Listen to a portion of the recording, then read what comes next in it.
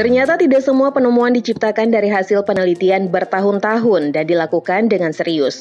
Ada beberapa penemuan yang tercipta dengan cara tidak sengaja.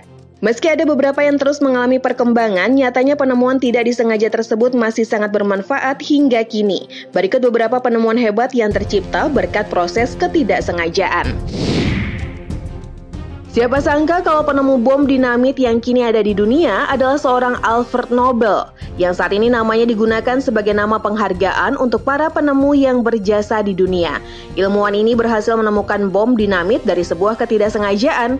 Nobel mulai melakukan penelitian setelah lab tempatnya bekerja secara tiba-tiba meledak yang menewaskan adiknya dan beberapa orang lainnya. Ia yang penasaran kenapa ledakan itu terjadi mulai meneliti dan usut punya usut ledakan tersebut tercipta karena zat nitrogliserin yang tidak stabil. Bermaksud untuk mencegah agar kejadian tersebut tidak terulang, Nobel malah mendapat formula untuk menciptakan ledakan yang bisa diatur sesuai keinginan. Dia lantas mematenkan temuannya itu pada tahun 1867 dengan nama dinamit. Pada tahun 1826, seorang ilmuwan asal Inggris secara tidak sengaja menemukan korek api gesek. Ia secara tidak sengaja mencampurkan logam putih antimoni sulfida dengan beberapa zat kimia.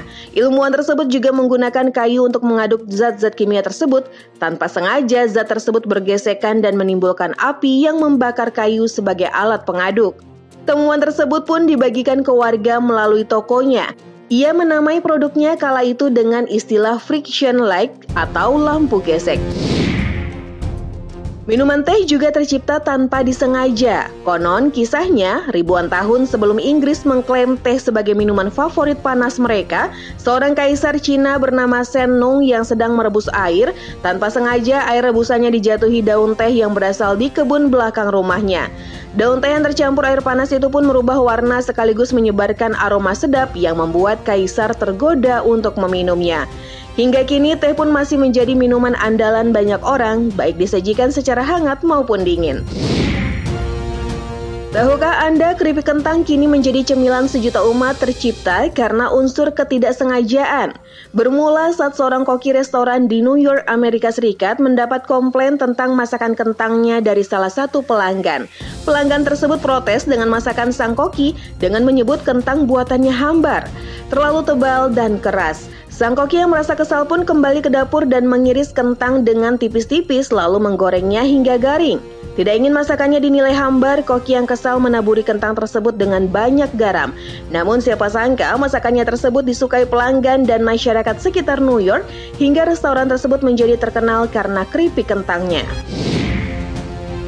Percayakah Anda jika penemu popsicle atau yang biasa kita sebut es lollipop ini adalah anak berusia 11 tahun?